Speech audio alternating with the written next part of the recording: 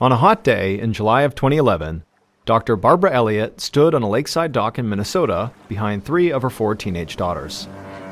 The girls were all looking out over the water where their fourth sister, 13-year-old Emma, was learning how to water ski. Their father, William, was driving the motorboat, and behind it was Emma, getting pulled right along. At some point, Emma stood up on her skis, but only long enough to hit a big wave and go tumbling down beneath the surface again. But all the sisters cheered when their dad circled back around, and Emma motioned from the water that she wanted to try again. And this time, once the boat started going, Emma was able to stay upright a lot longer, and her older sisters went crazy, jumping and clapping as Emma sailed across the water. Emma's mother, Barbara, beamed with pride. And not just because Emma had learned to water ski in just a single afternoon, but because she was just very proud of Emma's determination. Emma had Down syndrome, which meant that she was born with an extra copy of chromosome 21. The extra chromosome affected the way her brain developed, so she was growing up with some mental and physical challenges.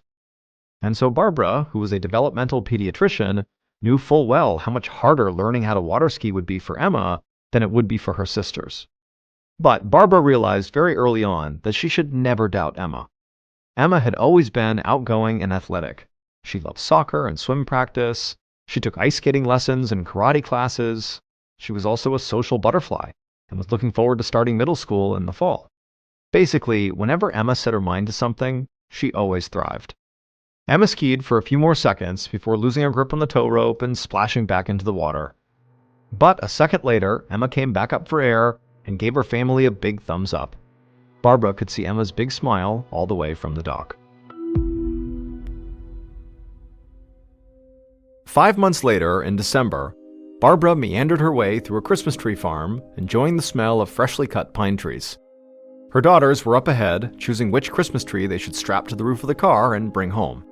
William was next to them, setting up his camera on a tripod. This had become a sort of annual tradition in their family. They would come to this farm to pick out their tree and take a family Christmas photo. In the past, the way this typically went is Emma would run all around the farm until she found the perfect tree, at which point she would loudly announce it to the rest of her family, and then that would be the tree they would choose. But this year, Emma seemed checked out from the whole process. She kept staring off into space while her sisters tried to get her attention. Her oldest sister, Mallory, kept asking her questions, but Emma just ignored her. And then when she finally answered, her words were slow and labored, like she was talking with peanut butter in her mouth. Barbara wondered if this was just typical teenager stuff. Emma was 13 after all. Her personality was bound to change a little bit. But Barbara still couldn't help but feel worried about her youngest daughter. She wondered if maybe something was going on at school that had her mind occupied. William finally got the camera all set up and then told the girls to smile for a photo. But Emma just stared at the ground. Barbara called Emma and told her to look up, and she did, but by the time the camera flashed, Emma was staring back at the ground again, lost in her own world. William had to take the picture 3 more times just to get a shot with Emma looking at the camera, and even then, she wasn't smiling. One morning, a few weeks later, Barbara was in the kitchen pouring herself a bowl of cereal. The rest of her family was already eating around the table. Well, all of them were eating except for Emma, who was just slumped over in her chair, picking at her food and staring at the half-melted Christmas candles in the center of the table. She'd been quiet all morning, even though Mallory had been asking her questions, like whether she was excited to return to school and see her friends again. And so eventually, Mallory just began asking Emma really basic questions that, frankly, she didn't care about the answers at all, like what day of the week is it and what time is it? But Emma didn't even look up. At this point, Barbara exchanged a worried glance with her husband William and also her other daughters. Emma had been withdrawn like this for all of winter break. She avoided eye contact and barely spoke to any of them. She hadn't helped them decorate the Christmas tree, and she got moody whenever anybody asked her questions. And even stranger, Emma hadn't wanted to see any of her friends over break. But as Barbara thought back even farther, like over the whole last few months, she realized Emma had been through a very difficult time. Emma had just started middle school, and she was immediately taken out of general education and put in special education classes for the first time in her life, which could have felt like a demoralizing setback. Maybe she was so upset about what was going on at school that was having a profound impact on her life. She wasn't sleeping very well, perhaps because she was thinking about this stuff, and and perhaps the lack of sleep was making her irritable and not really interested in talking to anyone. But trouble at school didn't really explain why Emma now was just completely ignoring her sister. Barbara knew Emma would never give Mallory the cold shoulder for no reason. This behavior was radically out of character. Emma adored her big sister. Barbara had worked in pediatric medicine long enough to know that whatever was going on with Emma was not normal, and so she would have to see her doctor. When Barbara and Emma went in to see her pediatrician, he immediately ordered a full medical workup for Emma.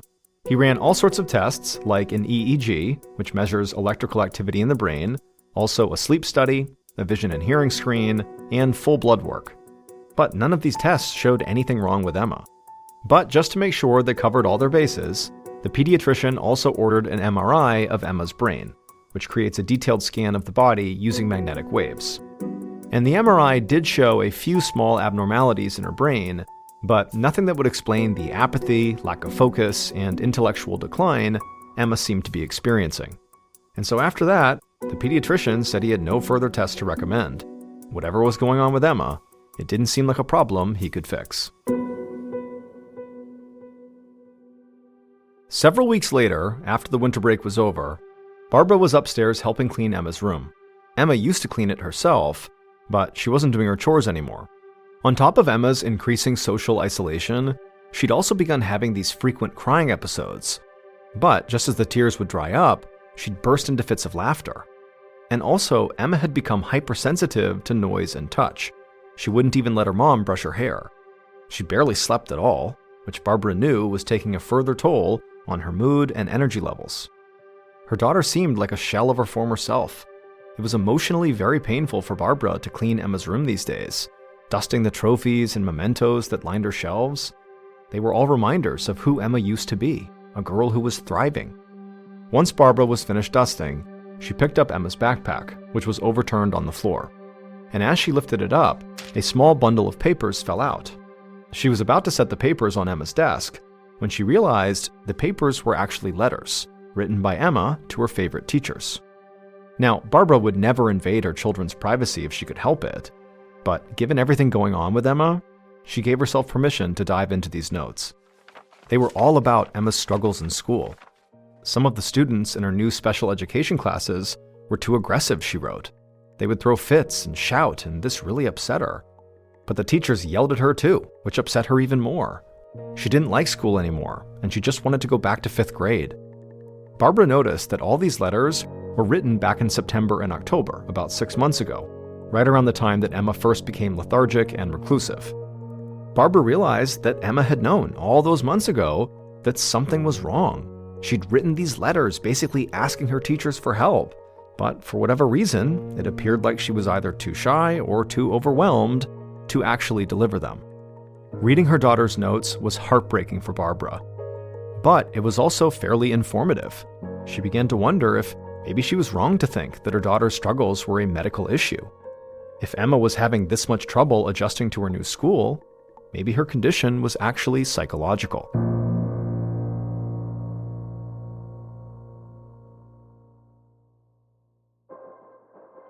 Several months later, in the summer of 2012, Barbara sat at the dinner table watching Emma eat.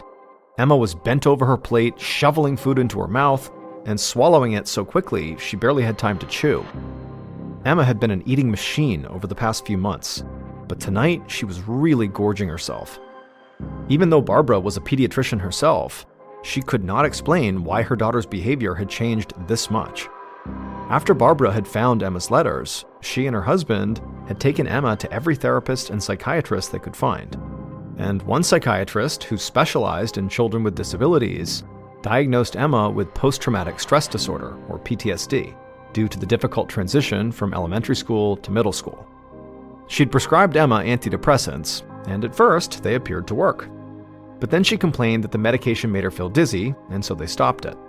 And unfortunately, the next medication they tried made her insomnia worse, and the next one after that gave her stomach pain. The only drug that Emma could tolerate was memantine, a medication used to treat memory loss in dementia patients. And in reality, it only helped a little bit. Nothing was able to bring Emma back to her old self. Barbara was frustrated that after consulting with so many doctors and therapists, that no one could find a treatment that worked for Emma, or could even diagnose exactly what was wrong. She was beginning to realize that if she and her family were going to get Emma back, she was going to have to find answers herself. Almost a year later, in 2013, Barbara stood in front of a big lecture hall, clicking through slides on a projector. She was a speaker at a conference of Down syndrome researchers, and she was presenting her daughter's case to the community. She fought to keep a neutral face when she played videos of her daughter water skiing and enjoying time with her friends and family, the way she'd been just a few years ago. But as painful as that was, Barbara pressed on, explaining all the details of Emma's startling regression. And as she presented her daughter's case, she couldn't help but notice a few audience members wiping tears from their eyes. A couple days later, Barbara received an email from a woman who had seen her presentation. The woman's name was Lucy Duncan, and like Barbara, Lucy was searching for answers. When Lucy's daughter Sierra was 20 years old, she went through a very similar regression to Emma. Lucy had tried many treatments for her daughter, but all of them were unsuccessful. Lucy had found a medical researcher who'd taken some interest in Sierra's case, but so far nothing had come from that either. Barbara thought Lucy sounded just like her. They were both mothers desperate to bring their daughters back. But also, as Barbara read this email, something else clicked. There were other people out there with Down syndrome who were also suffering from this mysterious, steady decline. And so Barbara wrote back to Lucy and promised they would stay in touch. They'd compare notes in the coming months and hopefully figure out what was causing their daughters to regress. Or, better yet, find a treatment plan that actually helped their kids. More than a year later, Barbara was sitting inside of a doctor's office, watching as a nurse used what looked like two robot arms to touch Emma's head. These arms were giant magnets that stimulate nerve cells in the brain to try to relieve symptoms of major depression. Recently, Barbara had taken Emma to a new psychiatrist who diagnosed her with catatonia, a disorder that interrupts normal brain function. People with catatonia struggle to communicate and lose their motor skills. This psychiatrist had recommended a 4-week course of this cranial nerve stimulation in hopes it would improve Emma's mood and help her engage with her friends and family again. Thankfully, this sort of bizarre treatment did not seem to bother Emma, who was now 16 years old. She was watching Taylor Swift videos on her phone, seemingly unaware that the nurse was pulling a strap across her head and getting ready to turn on these robot arms. The nurse flipped on the machine, and a metallic clicking sound filled the room. Barbara winced, but Emma seemed absolutely fine. So Barbara stopped worrying and leaned back in her chair. On the way home, Barbara didn't notice much of a change in Emma. But one night, after a few weeks of treatment, Barbara went upstairs to get ready for bed. She passed Emma's room, expecting to see the desk lamp on and Emma sitting at her desk watching YouTube. But instead, the room was dark. Curious, Barbara poked her head in, and to her shock, Emma was in bed, sound asleep, not staring at the ceiling racked with insomnia, not pacing or zoning out or acting moody, just peacefully sleeping. Barbara felt an overwhelming sense of joy. Now, Emma might not be able to communicate with the outside world just yet, but Barbara hoped this was a sign that maybe she was feeling more peaceful inside. It was a small glimpse of who Emma used to be, and Barbara hoped that it meant the nerve stimulation treatments were working, and that the old Emma was on her way back.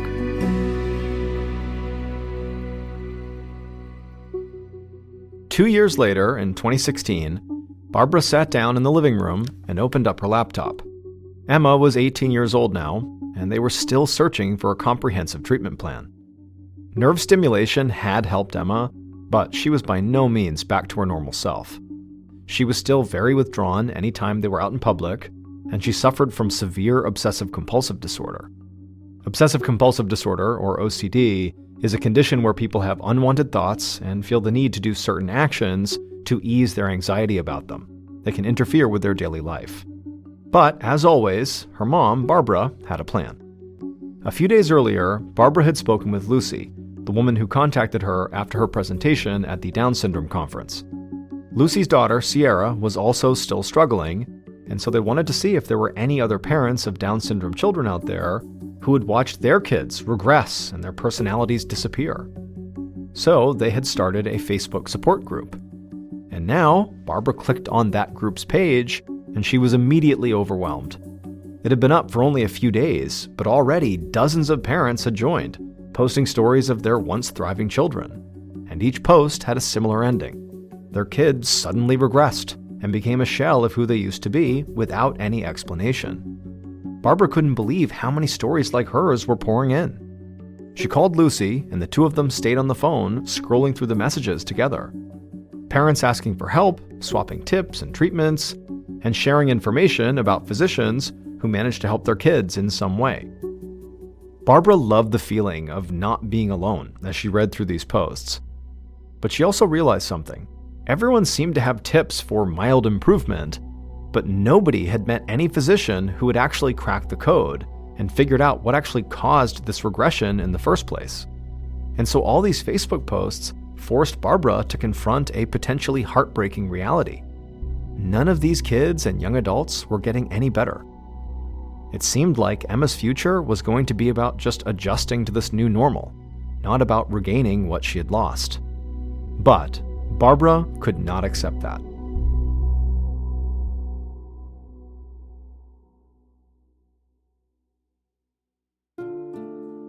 Several years later, in April of 2020, a pediatrician named Dr. Christopher DeSantis sat in his Los Angeles office. Dr. DeSantis was the director of neuroimmunology at one of the largest pediatric medical centers in the country. And on this day, he was looking over the results of a spinal tap, a test he had run on one of his patients, a teenager with Down syndrome named Jackson. 1 year earlier, Jackson had become quiet and insular and basically stopped interacting with the world around him. And so Dr. DeSantis was trying his best to figure out what was wrong with Jackson. But this was proving to be very difficult to do because it was the COVID pandemic, and basically the whole world was shut down. The hospital required so much protective equipment and social distancing measures that it was very hard to schedule in-person appointments at all, let alone order lab work or other procedures to figure out what was going on. At least here, alone in his office, Dr. DeSantis could just focus on his patients and retain some feeling of normalcy. As he looked over the spinal tap test results, he realized there could be hope that he was close to figuring out the cause behind Jackson's change in behavior. The results suggested that there was inflammation in Jackson's brain, which is usually caused by some type of infection. But it can also happen when the patient's own immune system mistakenly attacks healthy tissue that it thinks is an infection, which is known as an autoimmune disorder. And people with Down syndrome have a much higher rate of common autoimmune disorders, such as thyroid disorders, celiac disease, and skin conditions. So, to Dr. DeSantis, it actually made perfect sense that maybe Jackson's regression could be caused by an autoimmune disorder.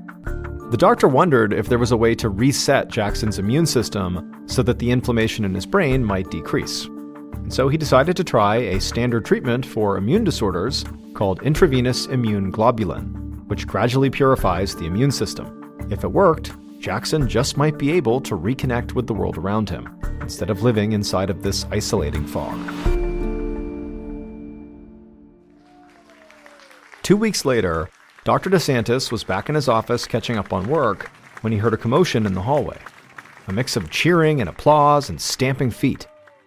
Confused, he opened his door to see what was going on and immediately felt a pair of arms wrap around his waist. He looked down to see his patient, Jackson, locking him in a bear hug. Then Jackson pulled back, smiling and laughing and telling him he felt better.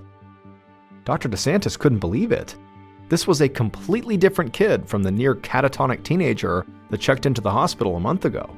The immune globulin treatment, in combination with a few other treatments, had brought Jackson back to life, so to speak. In fact, it was so successful that right away, Dr. DeSantis wondered if maybe other patients with Down syndrome could benefit from this treatment. And sure enough, a few months later, when Dr. DeSantis was surfing Facebook, he stumbled upon a support group for families with Down syndrome children who had regressed. Dr. DeSantis immediately reached out to the group and asked if he could post about his own research. Lucy Duncan was excited and told Dr. DeSantis to please post it. By this point, the Facebook group that she had set up with Barbara had hundreds of members who were eager for more and new information. And so the moment Dr. DeSantis began posting about his experimental treatment that had presumably cured his patient, Jackson, responses on this page poured in. Not long after that, Lucy flew with her daughter, Sierra, out to Los Angeles to meet with Dr. DeSantis. He administered the same course of treatment for Sierra as he had for Jackson, and right away, Sierra did show signs of improvement. But then her progress just stopped. She didn't have the same dramatic turnaround that Jackson experienced. Dr. DeSantis suggested that maybe because Sierra had been in regression much longer than Jackson, that was why the treatment was not as effective. Lucy was bitterly disappointed, but then she remembered another researcher who had once taken an interest in Sierra's case. His name was Dr. Antonio Rivera. Now, he didn't have any answers at the time for what was going on with her daughter, but he had told her that he was going to continue his research. Lucy thought that maybe Dr. Rivera should know about Dr. DeSantis' research. So she pulled out her phone and sent an email to both doctors, introducing them. She hoped that, just maybe, they might find a way to help patients like her daughter and the hundreds of other people on their Facebook group, whose children had been in regression for 5 or even 10 years.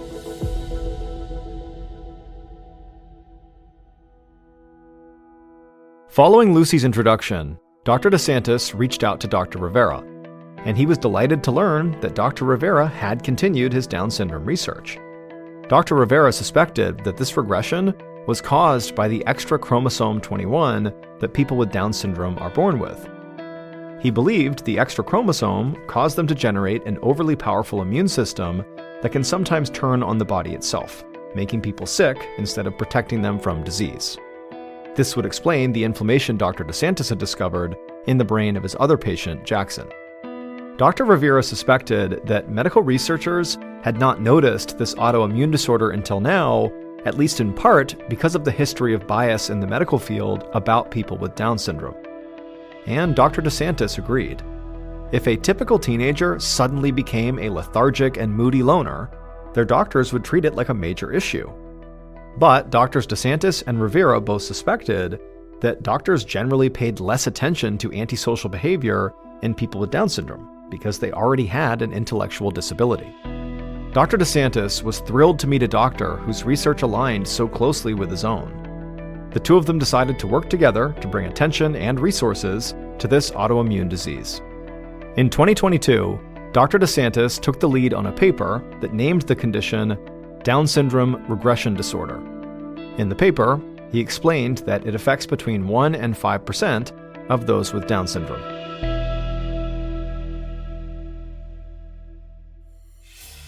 In June of 2023, Emma finally received an official diagnosis after 12 years of regressing. In October of that year, she began immune globulin treatment. At that point, Emma was 25 years old, and her recovery was not as dramatic as some of Dr. DeSantis' younger patients. But the treatment still did make a significant improvement in her quality of life. She was now able to at least smile and joke around again. Recently, Emma graduated from a local university transition program for people with disabilities.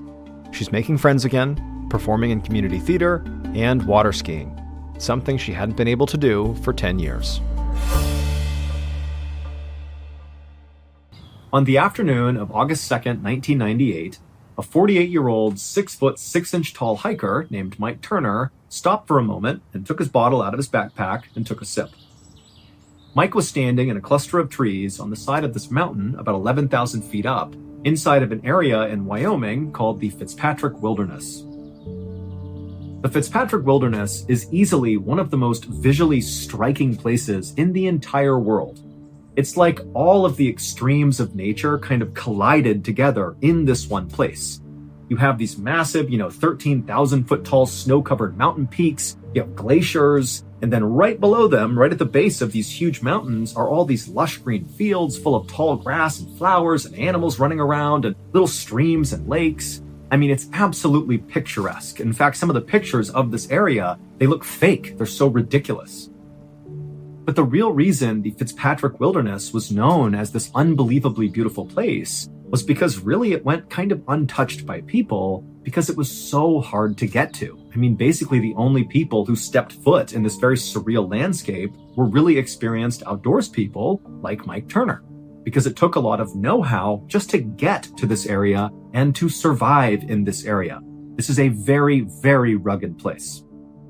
But Mike Turner was not content just going to the Fitzpatrick Wilderness. He really wanted to experience the true nature of this area. And so what he was doing while he was out there was hiking off trail.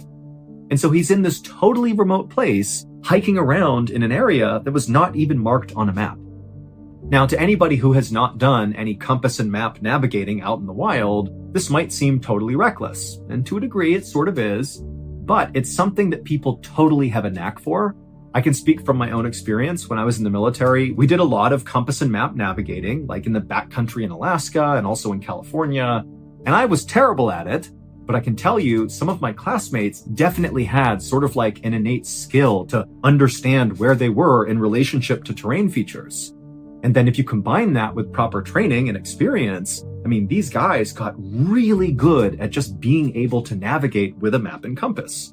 And so Mike was one of those people that really was an excellent navigator. And so walking off trail like this in such a remote place was sort of routine for him. Now, Mike was not some full-time adventurer. This was something he did that was sort of a passion for him. His job was he was a reverend at a Christian church in Idaho, and he had been for 10 years. And Mike loved being a reverend. He loved his congregation, and his wife Diane and his 3 kids. He had 2 daughters and a son. They were all super involved in the church. I mean, it was a great thing.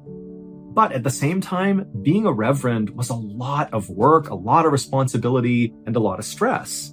And a way that Mike had found to kind of cope with that growing stress of being a reverend was to go out hiking.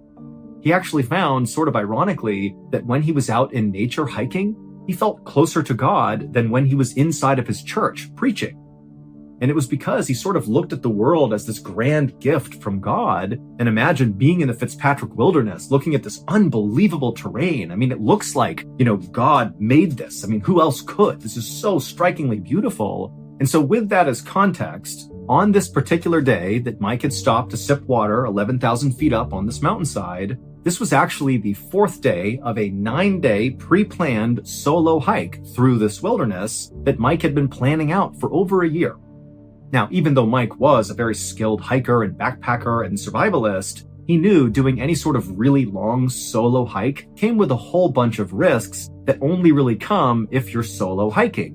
The biggest risk being that if you get into trouble when you're out on a solo hike, well, you're all alone. So you better have a really good plan for what you're going to do if you get into trouble. And so Mike had come up with a great plan. He had spent that whole year mapping out this off-trail path he was going to take over these 9 days. It was a 60-mile trip through the Fitzpatrick Wilderness, and he drew out basically exactly where he expected to go on a map. And he gave that map with all the different coordinates and exactly where he'd be on each day to his wife, who also was a very enthusiastic hiker. And he told her, on the 9th day, you're going to meet me at this spot at the end of the 60 miles at noon on this 9th day right here, and I will meet you there and you can take me home. However, that plan had changed on that 4th day as Mike was sipping his water on the mountainside. And only Mike knew it because he had no way to communicate back to his friends and family. Cell phones were very primitive at the time, so he couldn't just call somebody. I mean, basically, if he deviated his plan, he was the only one who would know. Now, the reason why Mike, on the 4th day of this 9-day trip, decided to alter his course made a lot of sense. So even though Mike was technically solo hiking, he was not actually alone. With him was the family dog named Andy, who was a very good-natured black lab mix who loved going hiking. And over the course of the previous day and then into this 4th day, he and Andy had been up at elevation at about 13,000 feet, walking on some icy parts of the mountain, and Andy's paws were getting really raw from kind of walking on the jagged ice. And that day, on the 4th day, Mike had noticed Andy was whimpering and struggling to keep up when normally Andy was super energetic and running all around. And he knew that, my course that I'm supposed to be going on for the next few days is going to be going all through these mountains with all this ice. And I don't think Andy can keep up. He's not going to be able to do it. And so he had decided to side skirt the mountains to avoid the ice. And even though this path was definitely going to take him a little bit longer, it would still bring him to the same destination, to that same pickup spot where his wife and his family would be waiting for him. Now, Mike understood that by deviating his route, not only would his family not know, like they would have no idea where he was, but also this secondary route he'd be taking to save Andy's paws was going to take a little bit longer than the intended course would take. And so he knew he was not going to be there at the time he said he would. So he was not going to be there at noon on the 9th day. It was going to be maybe the 10th day or beyond. But Mike had planned for this contingency. He had brought extra supplies specifically if he had to extend his journey. And so he felt confident that even though this was a big risk, to take this path that nobody knows he's on, he felt he could do it with no problems. And so after Mike finished taking a sip of his water, he pulled a bowl from his pack that was for Andy, and he poured some water in it, and he placed it on the ground, and Andy kind of made his way over and began lapping at the water. And as he did, Mike looked down and saw Andy's tail wagging happily, and Mike felt confident, seeing how much better his dog was already doing, that this was definitely the right decision. Taking this secondary route was definitely the way to go. But as Mike waited for his dog to finish drinking, Andy suddenly stopped and then lifted his head up with his ears perked up like he had sensed something. And then before Mike could stop him, Andy just took off running into the trees and disappeared. Now, Andy was a playful dog that periodically kind of ran around on the hikes like this. But remember, Mike is out in the backcountry and he's deviated his path. He needs to be really sure of where he is. He can't afford to make mistakes here. And if Andy just goes rogue and he has to go chase after him, the opportunity to get turned around or lost, or maybe come in contact with some big predator that maybe Andy has sensed, were pretty high. And so Mike grabbed the bowl and took off running into the trees after Andy. And after going into those trees, he emerged on the other side, Mike did, and suddenly he was hit with this incredible view kind of looking down towards this lake. And there was this huge clearing on this side of the mountain that was filled with these huge boulders, like boulders the size of small cars, and they were everywhere. Basically, the mountain, as it eroded, chunks of rock were rolling down into this clearing that was sort of at a slant down towards this lake, and it just filled the entire clearing with boulders, to the point where you really couldn't actually walk on solid ground. The only way to get from where Mike was and where Andy was, because at this point, he could see his dog. His dog was making his way towards the lake. Clearly, that's what Andy had sensed, the lake, and he was going to get a drink or something. And so Mike knew to get to his dog, he would basically have to climb onto the boulders and jump from rock to rock all the way to his dog. And so Mike tried calling for Andy one more time to stop and come back, but Andy was on his own program going towards the lake. And so, resigned to the situation, Mike climbed on top of the first boulder and began jumping boulder to boulder in the direction of his dog.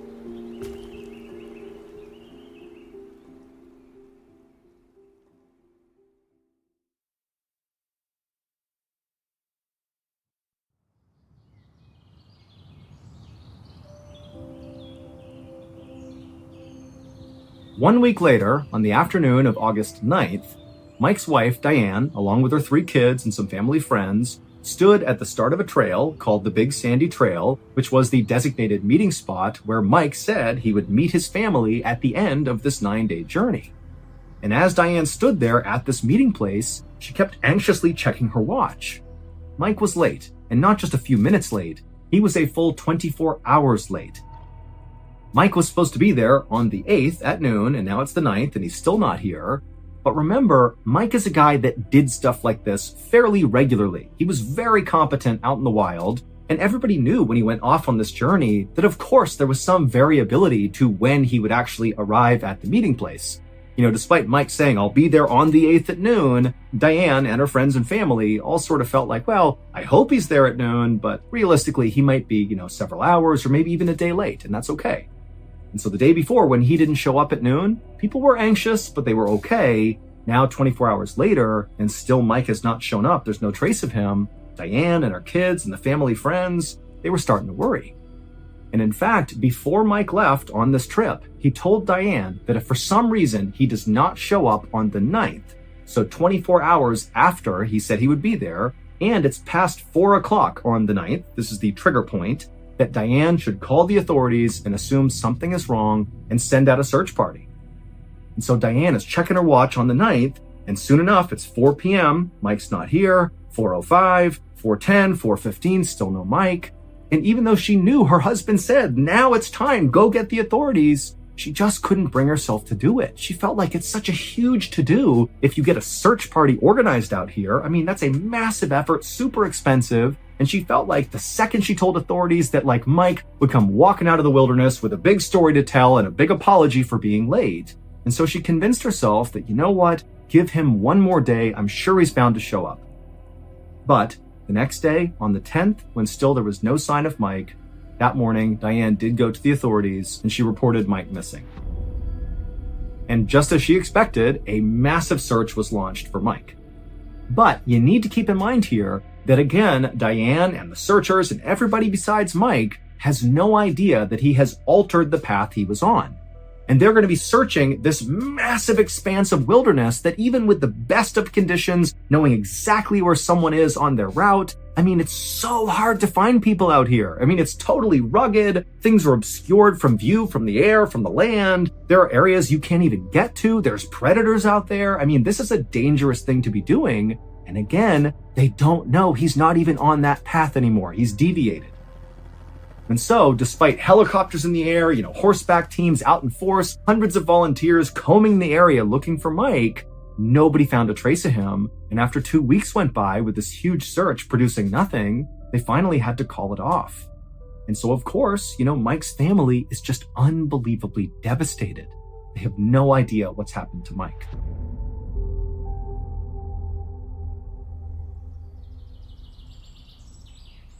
But 5 days later, so 5 days after the end of the official search, we're now at August 28th at this point, a couple of backpackers were hiking through an area in the Fitzpatrick Wilderness that was actually about 17 miles away from the last known sighting of Mike Turner.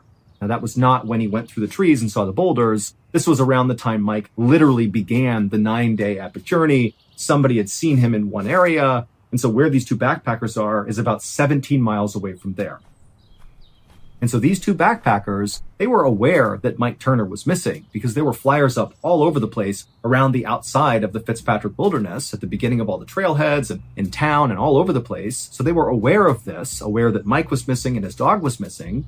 And as they're just sitting there taking a break, this totally emaciated, ragged-looking black lab came out of the tree line, whimpering and looking like it was on its last legs. It was Andy. And right away, these backpackers knew that's the missing dog. And so they lured the dog to them with granola bars, and Andy came up and he ate, they gave him water. And just so you know, Andy would survive and make a full recovery. And so after these backpackers have Andy in their possession, they immediately contacted authorities, who then got in touch with Mike's family and said, hey, we found Andy.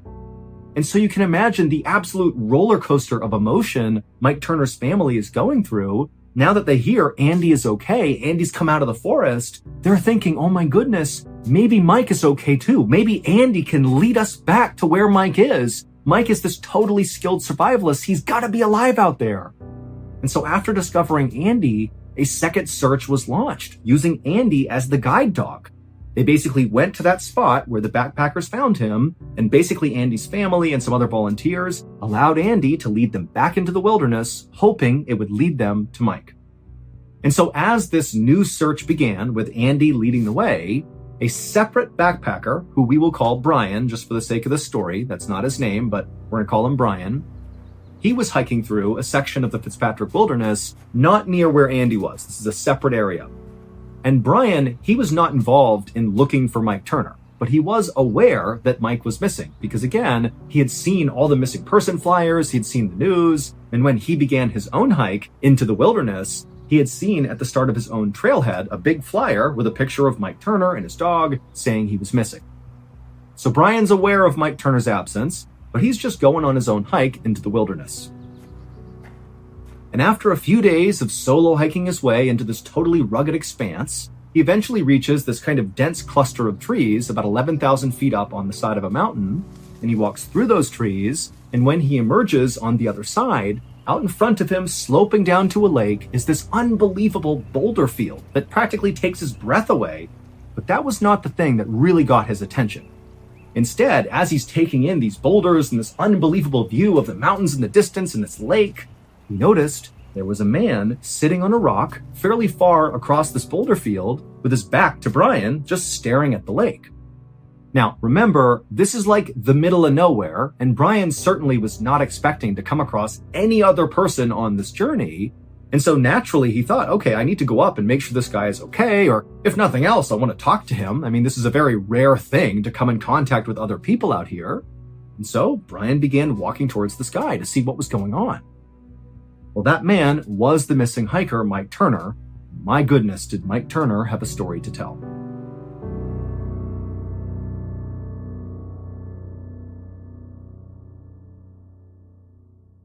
But to understand Mike's story, we need to go back 29 days to the point when Andy the dog had taken off running from Mike and he had gone into the boulder field, and Mike had emerged through those trees and seen the boulders, he's seen his dog, and he began climbing onto that first rock to begin making his way towards his dog.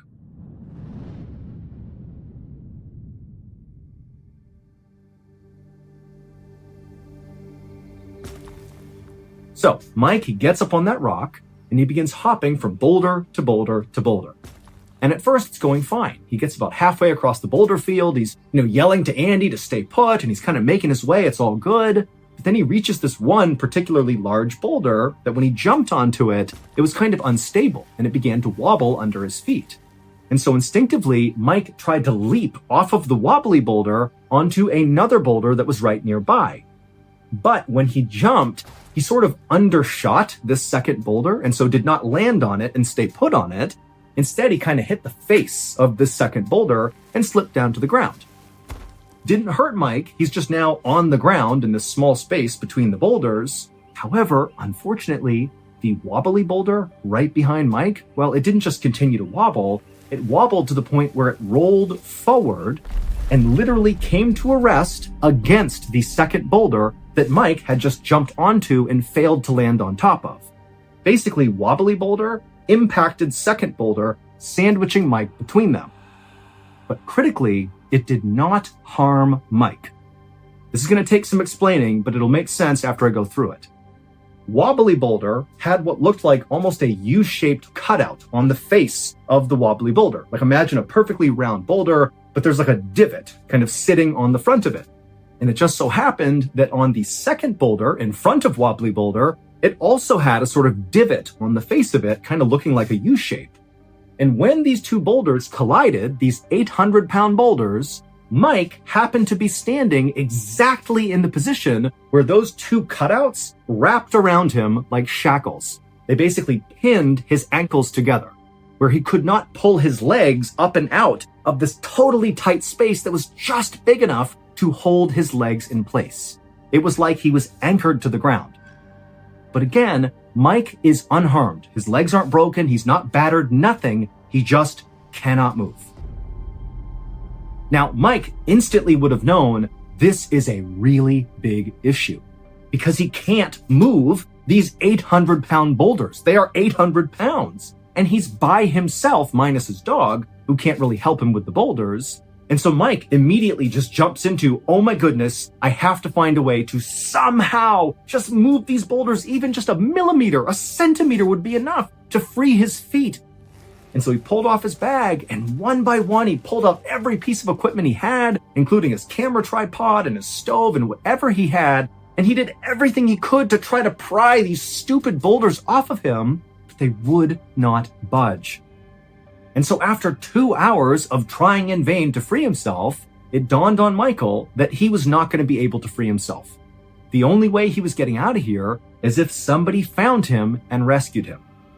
And so Mike, doing his best to stay calm, he pulled out his journal he had brought along for this trip in order to detail, his closeness with God and, what he was learning throughout this journey. And he began documenting what happened to him to include, why he was in this boulder field, what he was doing when he got stuck, how he wound up in these sort of granite shackles, so to speak.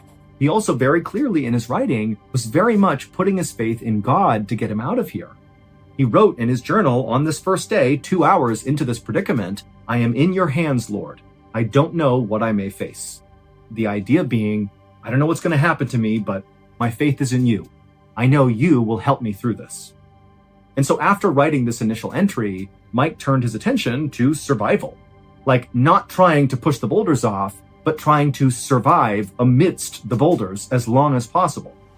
And so he pulled out his blue sleeping bag and kind of wrapped it around himself to insulate himself. He got out his stove, and there was some snow in reach, and he began putting snow in his stove and melting it to create water. And he also pulled his tent flap over the top of him. I mean, he was basically setting up camp inside of these boulders. And that first night must have been absolutely horrifying. I mean, the temperatures dropped down to near freezing, even though during the day it was over 100 degrees Fahrenheit. But that night, he's in this horrible position, just trapped with his own thoughts, just hoping and praying that, God was going to get him out of here.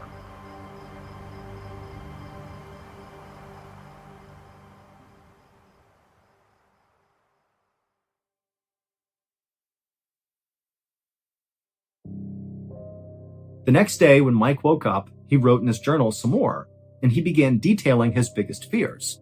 One of them was potentially having to have his legs amputated if he got out of here. The damage of losing circulation to his legs was scary.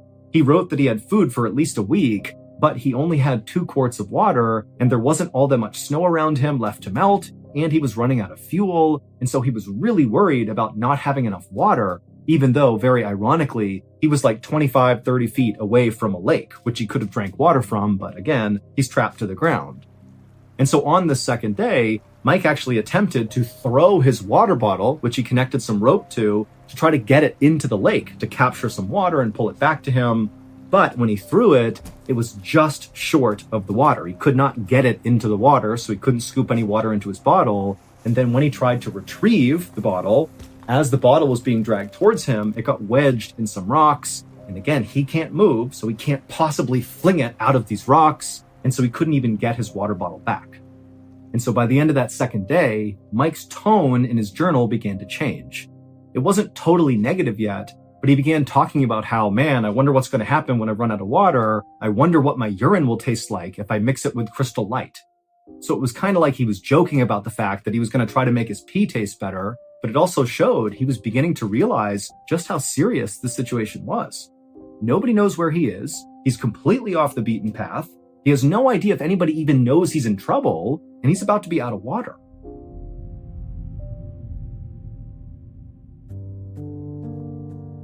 The next day, so the third day of being trapped inside of these boulders, Mike would once again begin writing in his journal.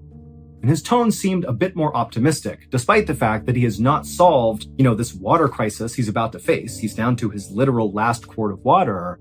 But in his journal, he talked about how this whole trip he went on, this 9-day trip he had planned out, the whole point was to become closer to God. And he felt like, what? I've really done that in the past couple of days. What I wanted to achieve, having a really spiritual event here, it's happened like times 100 being trapped here. I mean, this is the closest I've ever felt to God.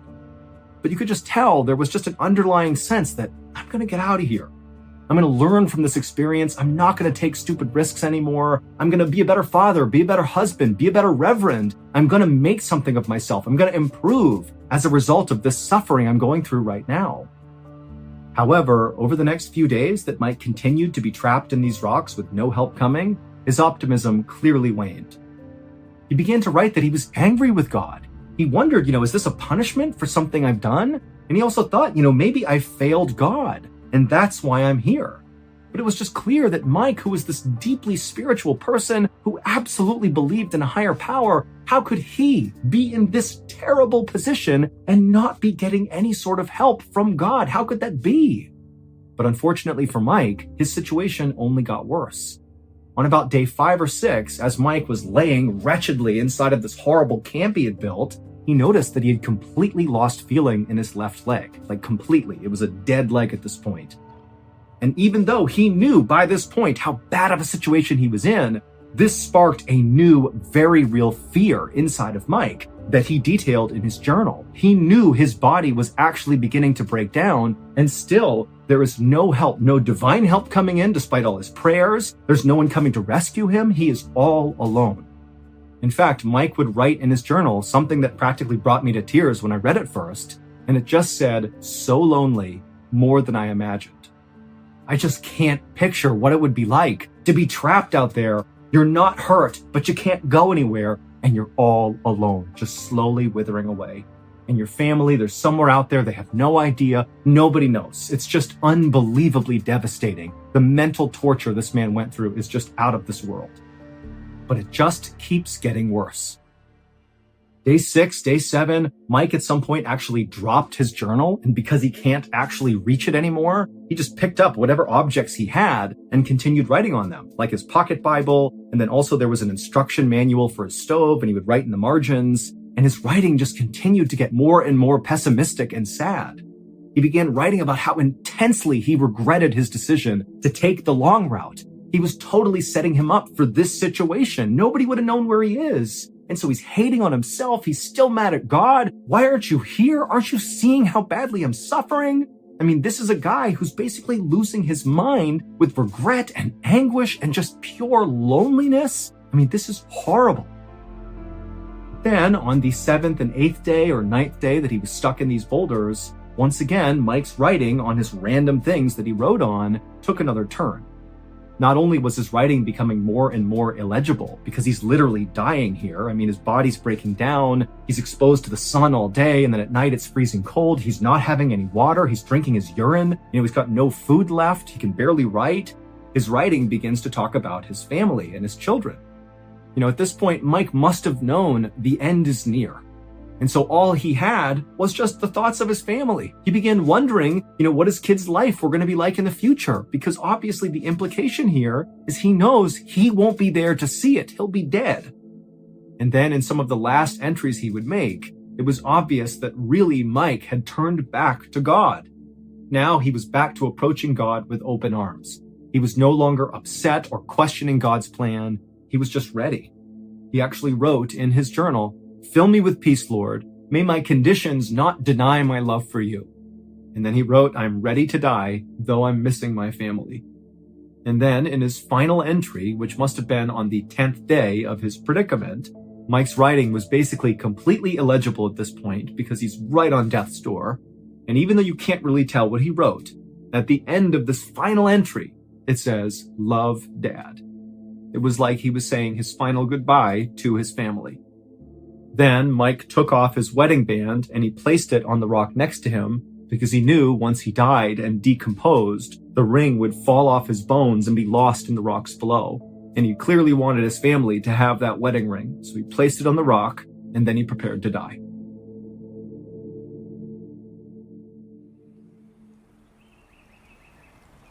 When Brian the hiker walked up to the sitting man he saw on this boulder, he realized almost immediately that that was Mike Turner because he had seen the missing person flyers before he came into the wilderness. And so knowing this is the guy they're looking for and knowing he couldn't move him, covered him up, and then he took Mike Turner's wallet, which contained his ID, and then as fast as he could, Brian the hiker made his way back to the beginning of the trailhead and contacted authorities. I will say it took Brian almost 3 days to contact authorities, and he was going as fast as he could, retracing his steps. So that really gives you a sense of really just how remote of an area Mike was in when he passed away. And then also it would turn out that Andy the dog, who was leading that secondary search, he wouldn't find Mike before Brian would. But once they discovered where Mike had died and they checked the direction Andy was taking his family, it was obvious that Andy was heading in that direction. He was a faithful dog going back to save his owner. He just wasn't going to get there in time. And to close the story out, making it even more tragic, on the day that Mike left his wife Diane and his 3 beautiful children to begin this 9-day trek, after he left, Diane received a bouquet of flowers in the mail that Mike had sent that he knew would arrive after he had left. And attached to this bouquet was a note. And the note was written to Diane, and it just said, "Thank you for letting me live this adventure. Know that wherever I am and whatever I'm doing, I'm thinking of you."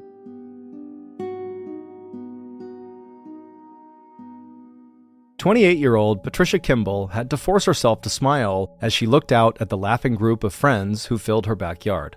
There was no question that the Saturday evening barbecue for her fellow Sunday school teachers and other members of the Elm Street Baptist Church had been a very big success. It was September 9th, 1995, and the early fall air had been warm without being hot, and the clouds passing now and then over the sun, along with the leafy trees that stood around the Kimball single-story greenhouse, offered just the right amount of evening shade. And not that long ago, this happy gathering would have represented everything that Patricia had ever wanted in life. and everything she had always loved about her small hometown of Pleasant Garden, North Carolina.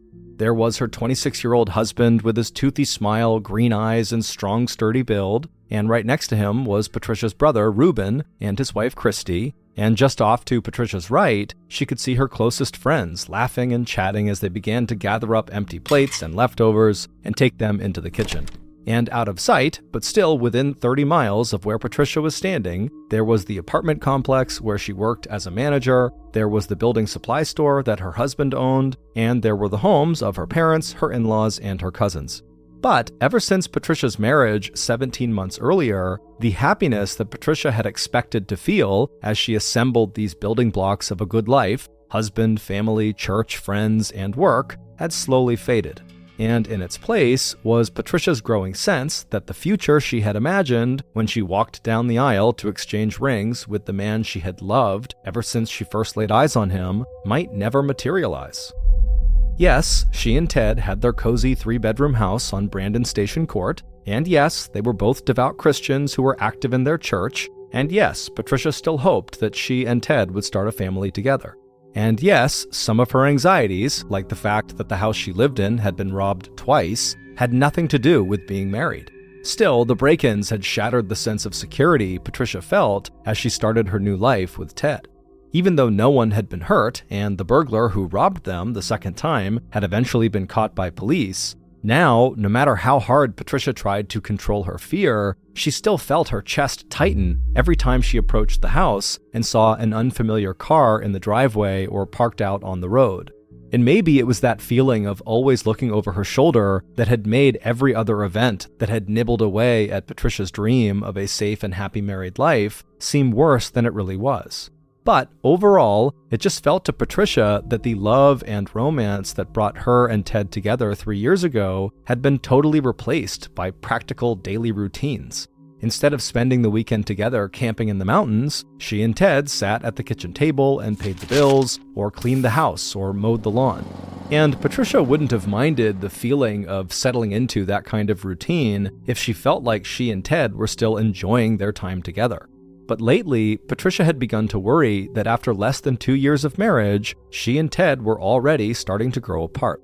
Maybe Ted was even having second thoughts about having married her. After all, Patricia knew that when she had first met Ted almost 5 years ago, back in 1990 at the church youth group, they had been just friends and definitely nothing more. And Patricia also knew that between 1991 and 1992, Ted had had a serious crush on Patricia's second cousin, the beautiful Janet Blakely. But by 1992, when Janet was getting ready to go off to college, Ted had suddenly seemed to notice Patricia in a different way. And it wasn't long before the slim, smart, dark-eyed woman with the knockout smile went from friend to sweetheart and then to wife, leaving Janet Blakely crying in the back of the church when the pastor had announced to the congregation that Ted and Patricia were engaged.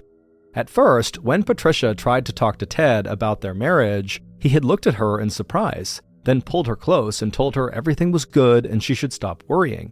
But when Patricia brought the subject up again, Ted seemed irritated and impatient. And then, just 1 week before today's barbecue, Ted had told Patricia that he had just applied to work a 3 to 11 p.m. shift at a local textile company that manufactured all different kinds of fiber-based materials. Ted's announcement had taken Patricia completely by surprise. There was no question that the two of them had very different attitudes toward money. Patricia had always been a saver, while Ted was more of a spender. In fact, by the time Patricia was 16, she'd set enough money aside to buy her first car, used, and by the time she was 23, she had enough in the bank for a down payment on a house. Ted, on the other hand, loved all the extras that money could buy, outfitting his late-model Jeep Cherokee with all the options, and now he had his eye on a new motorcycle. For Ted, money and social status were very important. He and his younger brother, Ronnie Jr., had spent the early years of their childhood living in a small mobile home in a trailer park on the edge of Pleasant Garden. And Ted's father, an alcoholic, barely made enough money to keep the family afloat. All that had changed when Ron Sr. had given up drinking and taken his wife and 2 sons off to Liberty University in Virginia. After getting his degree in pastoral leadership, Ron Sr. had returned to North Carolina and settled his family in Julian, a few miles south of Pleasant Garden, where he was hired as the pastor of the Monnet Road Baptist Church. But even though the family's financial and social status had improved after Ted's father, Ron Sr., became a pastor, Ted still always was given a lot of responsibility. That included watching out for his younger brother, Ronnie Jr. He was very socially awkward and held back in school by a learning disability. Ronnie Jr. was just not nearly as quick and confident as his older brother was. Still, both boys had always worked hard. Ronnie mostly did odd jobs around the neighborhood until he joined the military and enlisted in the Marine Corps. Ted became such a good employee at the local home building store that when the business owner, Gary Lyle, retired, he sold Lyle's building supply at a very good price to Ted. But even though Patricia understood the reasons why her husband was ambitious and why he enjoyed owning luxuries his family had never been able to afford when he was young, there was just no way that Ted needed to get a second job, especially one that would leave Patricia, who was already spooked by the break-ins, alone at the house that late into the evening. As Patricia turned away from the backyard and stepped into the kitchen to help put away the leftover food, she tried not to think about another possible reason why her husband, the owner of his own successful business, might be looking for additional part-time production line work that paid under $6.50 an hour, so much less than he made at Lyle's Supply. The sound of clattering dishes suddenly brought Patricia's attention back to the present, and pulling on her apron, she gave herself a mental shake. What she really needed to do was stop all this worrying and trust in God's plan for her life. Besides, in another few weeks, she and Ted would be going on a marriage enrichment retreat, and Patricia was sure that once they had a chance to sit down and really talk to each other, they would both find new ways to connect with one another, and she could put all of her jitters and suspicions to rest. Still, Patricia felt a jolt when she finally heard the question that one of the women in the kitchen was repeating for the second time. It was one of Patricia's fellow Sunday school teachers, and she was asking Patricia if it was true that Ted was working at Precision Fabrics out in neighboring Greensboro. Summoning up one more smile, Patricia told her friend that yes, Ted would be starting there in 9 days, on Monday, September 18th. And then, bending over the dishwasher to hide her face, Patricia did her best to sound happy when she added, "And yeah, I think he's really looking forward to it." 1 month after the barbecue for members of the Elm Street Baptist Church, on Monday, October 9th, 1995, Patricia pulled into the parking lot at Cinnamon Ridge Apartments a few minutes before 8 a.m. Before heading into the office where she worked as the property manager, Patricia thought about the telephone call she had made 3 days earlier on Friday night. Patricia and Ted were both very close to Ted's former boss, Gary Lyle, who had basically passed Lyle's Supply Store on to Ted right after Ted and Patricia got married. But when Gary wasn't there, it was Gary's wife, Rose, that Patricia had talked to on the phone. Patricia had thought for a long time before making that phone call, but considering all that had happened in the last several weeks, Patricia had known that she had to confide in someone, even if what Patricia had to say sounded completely unbelievable. Now, sitting in her car and looking out at the clear sky of what was sure to be a beautiful fall day in North Carolina, Patricia put her hands together at her chest, lowered her head, and said a short prayer, hoping that the prediction she had made to Rose 3 days earlier would never come true. By 3:30 p.m., Patricia was ready to leave the office for the day and head home to 2401 Brandon Station Court and cut the grass. Patricia was glad that the day had been quiet and trouble-free at Cinnamon Ridge. 3 months earlier, in July, Patricia had had to evict one of the tenants at the apartment complex. The confrontation had been ugly, and the tenant had made threats against Patricia's life. As Patricia stood up at her desk and pulled on her light jacket, she said goodbye to her coworkers, and a few minutes later she'd hopped into her car and was making the 13-mile drive south to Pleasant Garden. All in all, it had been a good day. Patricia had used her lunch break to run an errand in Greensboro and to make a surprise stop at Lyle's Supply with a bag of hamburgers and french fries that she'd picked up at a local fast food restaurant for Ted's lunch.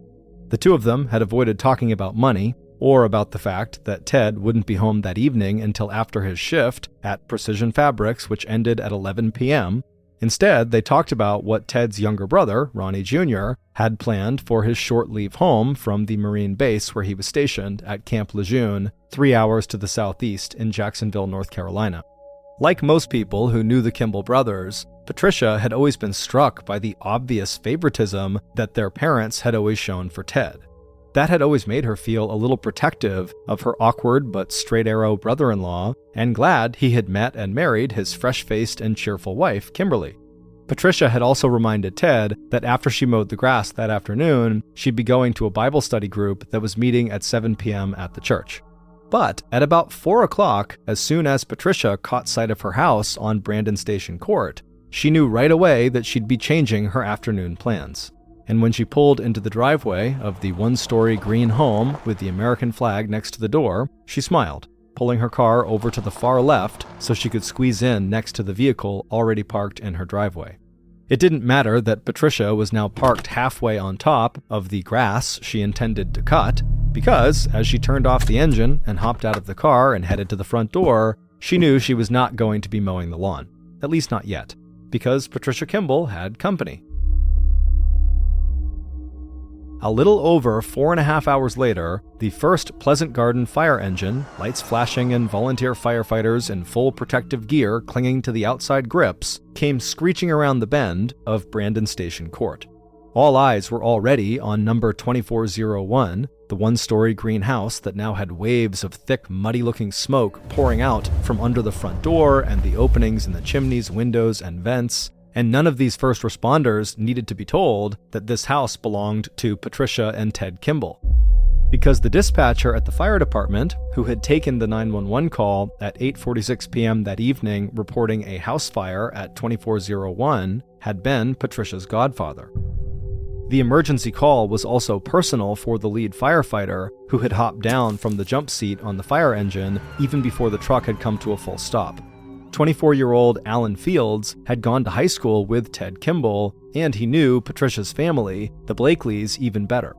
According to dispatch, Patricia's brother, Reuben, had gotten a call at about 8 p.m. from Ted at Precision Fabrics, asking Reuben to go check on Patricia, who had not been answering Ted's telephone calls. Now, even before his crew had connected the hose to the nearest fire hydrant, Alan could feel the intense heat coming off the house in waves as he and his fellow firefighters rushed through the carport to the side door of the house that led into the kitchen. But nothing in Alan's 6 years with the fire department had prepared him for the blast of superheated air and smoke that smothered him and his crew as soon as they had pushed through that door. And less than a minute later, unable to see and unable to breathe, Alan frantically motioned his crew backward. As they stumbled back out of the house and pulled off their masks to drink in huge gulps of fresh air, somewhere above and around them, the firefighters could hear the crackle and snap of nearby leaves and tree branches sucking in the heat from the house below. And out in the street, under the flashing lights of the fire engines and the sheriff department cars, firefighters could make out the growing crowd of neighbors and family and friends of the Kimballs and the Blakeleys. Even as Alan called for high-powered fans to clear the smoke from the interior of the house, every firefighter there was already thinking about the sight of Patricia Kimball's car parked over the edge of the driveway, wondering if she was inside, still alive, waiting for them. Just then, Alan heard a shout from the front corner of the house. Using a long metal rod, one of the firefighters had smashed through one of the bedroom windows, hoping they might be able to pull out Patricia or anyone else in the house who might be crouching just on the other side of the wall.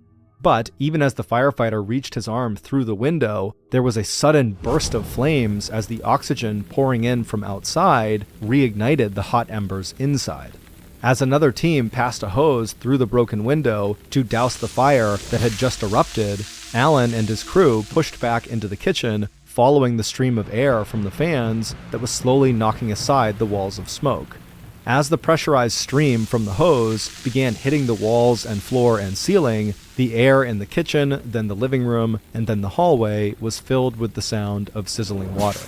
Working in the lead, Alan could just barely make out in the darkness the long strips of paint that had blistered and peeled off the walls, and the burned and smoking insulation and crumbling sheetrock scattered around their heavy boots, when suddenly, the floor just seemed to disappear right from under Alan's feet.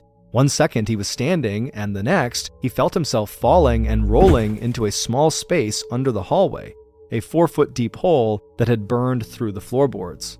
But before Alan could even process what had just happened, he was suddenly aware of something firm but yielding underneath him. As Alan put out one gloved hand to steady himself, he suddenly knew with terrible certainty that they had just found 28-year-old Patricia Kimball.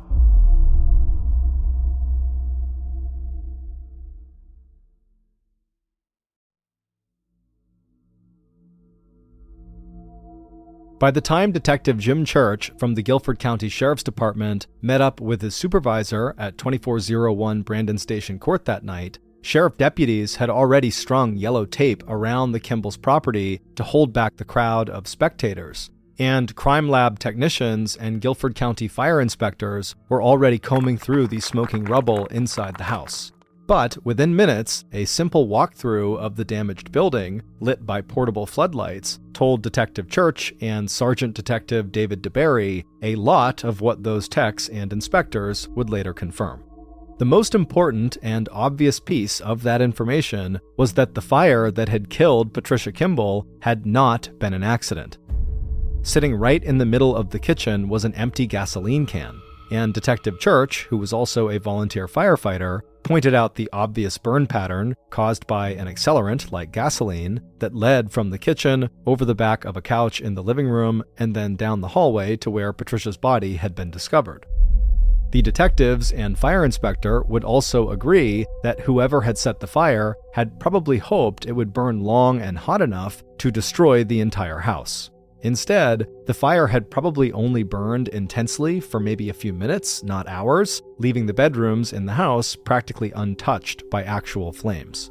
And those bedrooms, especially the Kimball's master bedroom, told their own part of the story. As investigators stood in the doorway and took in the sight of the emptied-out dresser drawers, overturned nightstand, and the mattress pulled off the bed, they both came to the same conclusion. Before setting the fire, the arsonist had tried to make it look like the house had been robbed. Except the arsonist had not done a very convincing job, leaving behind items like an expensive camera that were of obvious value. There had also been no sign of forced entry into the house. The pry marks that deputies had discovered on the side door into the house were marks that had been left from the robbery that had taken place earlier in that same year. While investigators would go on to spend hours tracking down the robbery gone wrong angle, their initial take on this crime was that the robbery had been staged to cover up the death of Patricia Kimball, and not that Patricia had been killed when she walked into her house and surprised a burglar. There was also the fact that Patricia's car was parked half on the driveway and half on the grass that suggested to detectives that when Patricia had arrived home, there had to have been another vehicle already parked in the driveway. Otherwise, Patricia, who intended to cut the grass, would not have parked on top of the grass. And whoever had been driving that vehicle had to have been someone Patricia knew or recognized. After experiencing 2 traumatic break-ins, police believed there was just no way that Patricia would ever have unlocked her door and entered the house with someone she didn't know. But even before detectives stepped into the room inside of Patricia's house, where her body was now laying on a white sheet, detectives knew that they were not going to have much in the way of physical and forensic evidence to help them in this investigation. Between the fire, smoke damage, and the water from the fire hoses that now sloshed around their feet, they knew that the crime scene techs were just not going to find anything in the way of fingerprints or DNA. Still, the first horrible sight of Patricia's body was enough to make every law enforcement officer in that house 100% committed to finding whoever had set this fire. Surrounded by the ruins of her own wedding pictures and cross-stitched framed Bible verses, nothing recognizable remained of the beautiful, vibrant young woman with the chocolate brown eyes and infectious smile. Patricia lay face down with her arms, bent at the elbow, raised above her head.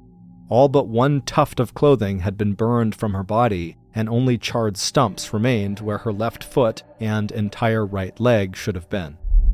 Around her, patches and smears of bright red blood were the only signs that this had once been a living, breathing human being. And then, scanning the length of the ravaged body, both detectives saw it at the same time. Directly behind Patricia's left ear, there was a small, dark bullet hole. And suddenly, everything about this case changed. Patricia had to have been shot from behind in the head, and by the time the arsonist had staged the robbery and then set the fire, Patricia was already dead. Within 4 days of Patricia's murder, police had already ruled out the most obvious suspects. At the top of that list was Patricia's husband, Ted, not because of any obvious evidence, but because most violent homicides are committed by people close to the victim. But not only was Ted in a state of shock that there was anyone in Pleasant Garden who would want to hurt Patricia, he also had a cast iron alibi for the time of the murder, which the medical examiner had determined must have occurred just after 4 p.m. on the afternoon of October 9th, not long after Patricia had arrived home from work, intending to mow the grass. Answering every question put to him by police, Ted explained that from the time he left his house on that Monday morning at 7:45 a.m. until the time he called Patricia's brother, Ruben, at 8 p.m. to ask Ruben to go check on Patricia, Ted was either at work at Lyle's Supply or at Precision Fabrics. And in between those two jobs, he had met up with his mother, Edna Kimball, for dinner at Mrs. Winner's Chicken and Biscuits, a local restaurant not far from Precision Fabrics. Ted's account of Patricia stopping by in the afternoon to meet him for lunch, along with a call he made to her office at Cinnamon Ridge later in the afternoon, just before she left work, also lined up with what police had learned about Patricia's last day from her coworkers. Police also quickly ruled out 2 other suspects. The man who had broken into the Kimball house early in 1995 could not have murdered Patricia because he was still in jail at the time. Still, Detective Church conducted an interview with the suspect and went over the facts of the earlier break-in. Investigators also tracked down the tenant that Patricia had recently evicted from Cinnamon Ridge Apartments, but she too had an alibi for the time of the murder.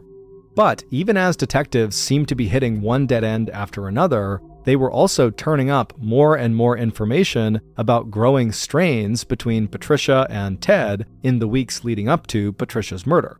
Patricia had confided to friends that she and Ted argued about Ted spending too much money. Ted had also tried to take out $100,000 of life insurance on his wife, and Patricia had absolutely refused to sign off on the policy.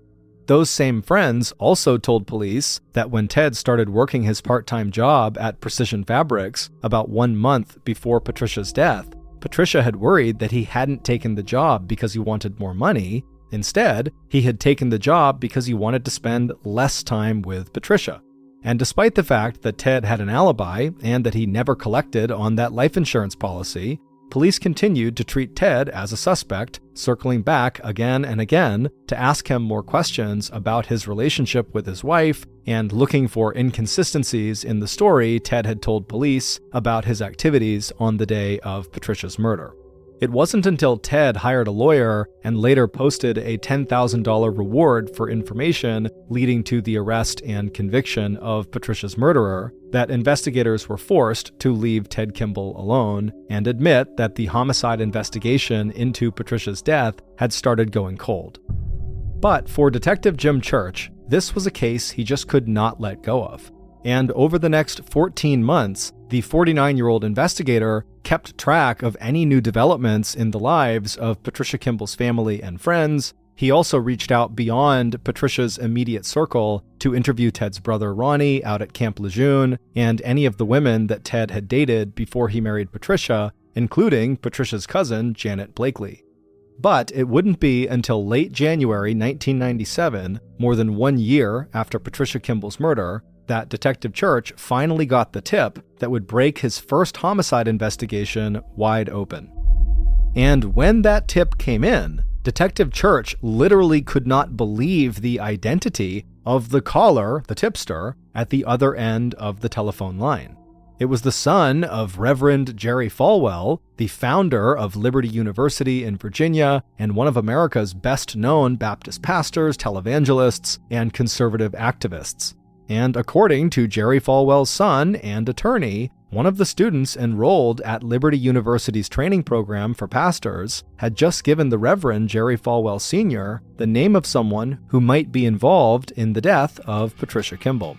And a little over 2 months later, Detective Church and Detective DeBerry, along with investigators from the North Carolina Special Bureau of Investigation, were ready to make their first arrests on charges of first-degree murder. Based on the investigation into the tip from Reverend Falwell, here is a reconstruction of what police believe really happened to Patricia Kimball 16 months earlier, on the afternoon of October 9th, 1995. Patricia's killer was patient. Waiting at the Kimball's house, the killer was grateful that 2401 was the only house that had been built yet on Brandon Station Court. It was still possible, but really not very likely, that a neighbor might notice the vehicle in the driveway. Besides, it was not really in the killer's nature to worry about those types of details. Instead, the killer had let themselves inside the house and prepared for the moment when Patricia came home. The killer was methodical. Once they had taken up their position inside the bathroom, just off the hallway that led from the living room down to the 3 bedrooms, the killer racked the slide of the Glock 45 pistol one more time, checked that the bathroom door was not closed all the way, then carefully made another mental review of the plan. It wasn't that the killer disliked Patricia. It wasn't even that the killer stood to benefit from Patricia's death. There were just some responsibilities in life that could not be argued or bargained away. And killing Patricia was one of those obligations. And this would be a fast and merciful death. The killer thought about that and decided that Patricia probably would not even feel any pain, just surprise. Meanwhile, a few miles away, Patricia had stopped her car at an intersection and waved a quick hello to another driver. As Patricia let up on the brake and moved forward again, she thought how completely ordinary her life must seem from the outside. And after spending her lunch with Ted at Lyle's Supply earlier that day, and picking up the phone this afternoon and hearing his familiar voice, Patricia wondered if maybe there was hope for their marriage after all. She had seen how bitter and destructive divorce had been for her own parents, and if she could avoid going down that road herself, she would. And with that thought in mind, Patricia took a deep breath and forced herself to concentrate on the here and now. It was a beautiful, warm afternoon, and it would feel good to get outside and cut the grass, and maybe do some other yard work before getting changed and cleaned up for her evening Bible study group. But when Patricia rounded the curve of Brandon Station Court and saw the vehicle that was sitting in her driveway, her spirits suddenly lifted. This was unexpected, but unlike a lot of the things that had been happening lately in Patricia's life, a visit with this person was unexpected in a good way. Smiling, Patricia pulled her car into the driveway and parked half on the asphalt and half on the grass. A moment later, and Patricia was walking through the open doors of the 2-car garage. Calling out a cheerful hello, she reached the side entrance into the kitchen, pushed it open, and stepped inside. Patricia was a little surprised when she heard a slightly muffled answer coming from deeper inside the house, but she didn't hesitate before following the voice down the hallway that led to the bedrooms. And this was exactly the moment the killer had been waiting for. As soon as Patricia passed the closed bathroom on her left, she never even noticed when the door opened behind her. Silent as a ghost, the killer stepped forward, pressed the barrel of the gun against the back of Patricia's skull just behind her left ear, and pulled the trigger. Inside the small house, the blast from the gun was deafening. But even as Patricia's body fell forward onto the hallway floor, arms raised over her head, the killer was already on the move. Picking up the can of gas they had hidden in the bathroom, the killer started in the kitchen and poured a stream of gasoline that led through the living room, over the living room sofa, and down the hallway to Patricia's dead body. Standing over Patricia, the killer poured until Patricia's body was soaked and dripping. Satisfied, the killer headed for the master bedroom. Once there, the killer pulled out the dresser drawers, tossed out the clothes, knocked over the nightstand, and pulled the mattress off the bed. Pausing long enough to catch their breath, the killer went back down the hallway, picked up the empty can of gasoline, and then walked quickly into the kitchen, putting the can down on the floor where police would find it almost 5 hours later. Taking a few steps backward, the killer took the packet of matches out of their pocket. There was a scraping sound as the head of the match dragged along the strike plate, and then a hiss as the match caught fire.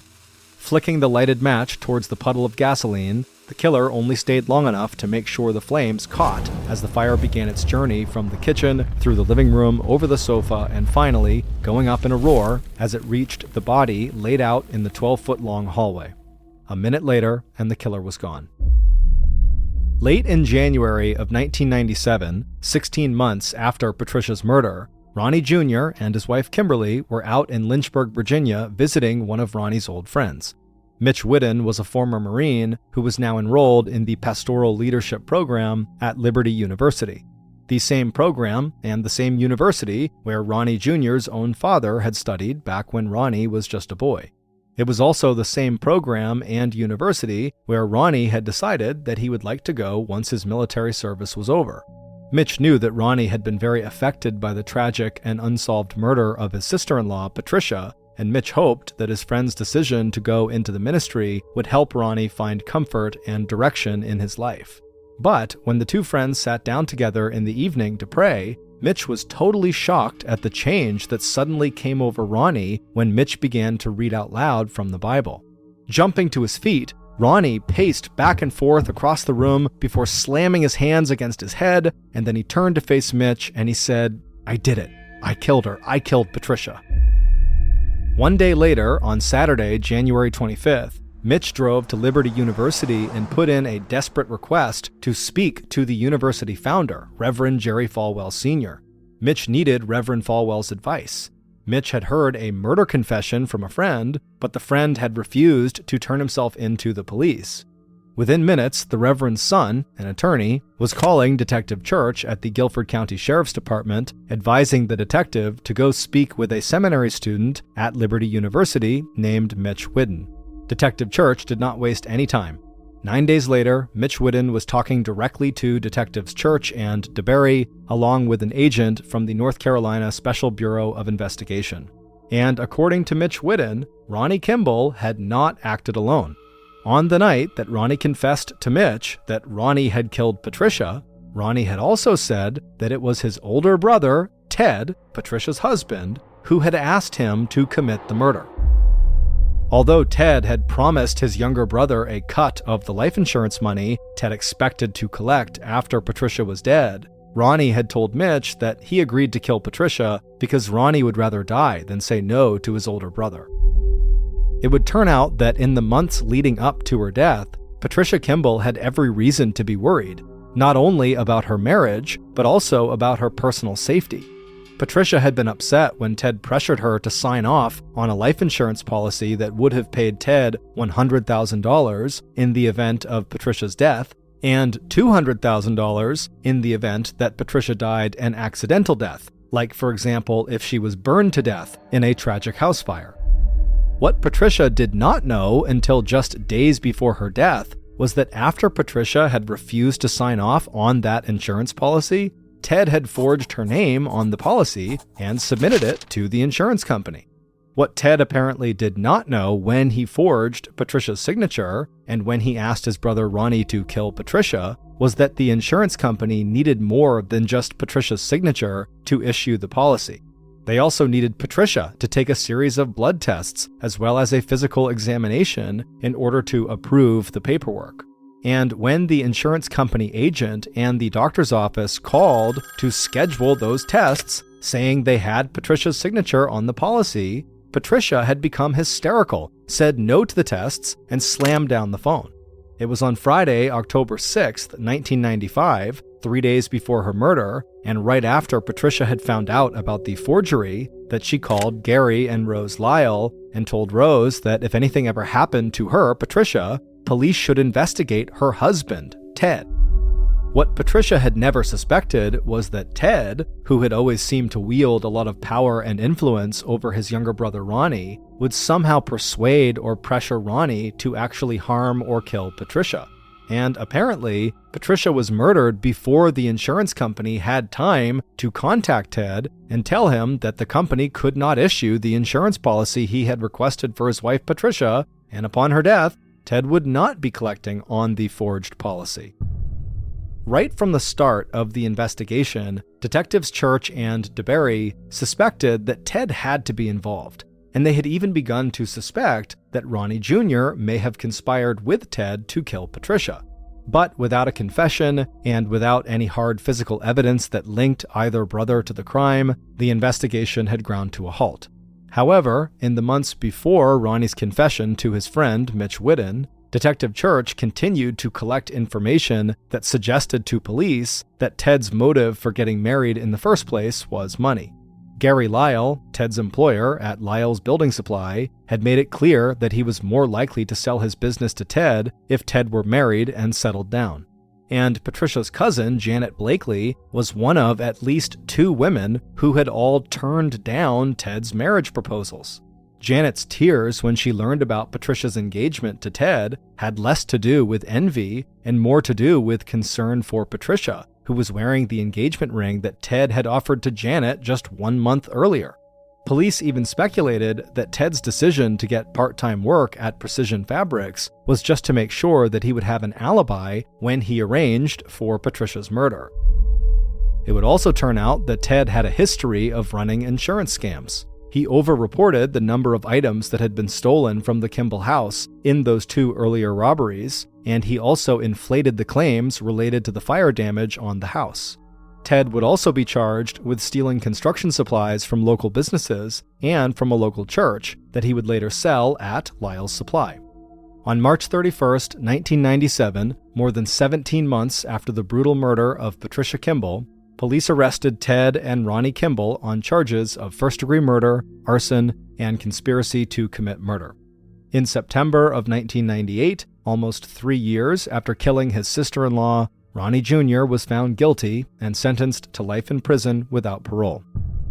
3 months later, and 1 month before Ted was scheduled to go on trial, a search of Ted's prison cell revealed detailed escape plans along with Ted's plans to hire someone to kill 5 witnesses who were scheduled to testify against him.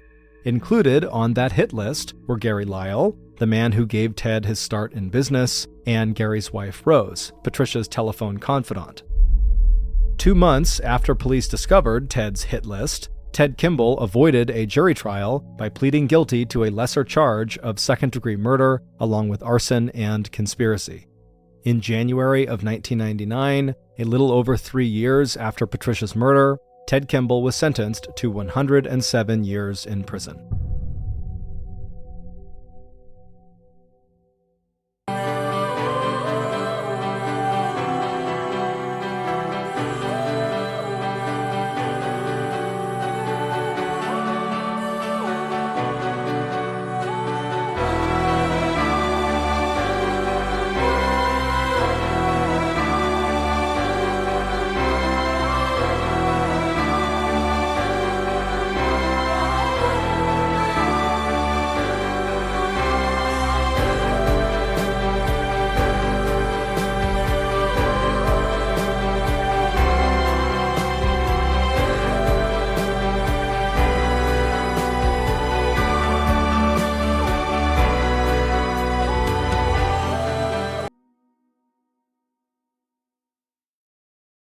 A quick note about our stories. They are all based on true events, but we sometimes use pseudonyms to protect the people involved, and some details are fictionalized for dramatic purposes.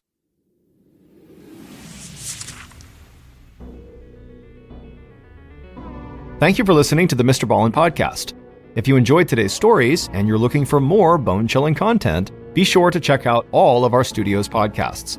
There's this one, of course, the MrBallen's podcast, and there's MrBallen's Medical Mysteries, Bedtime Stories, Wartime Stories, Run Fool, Redacted, and Late Nights with Nexpo.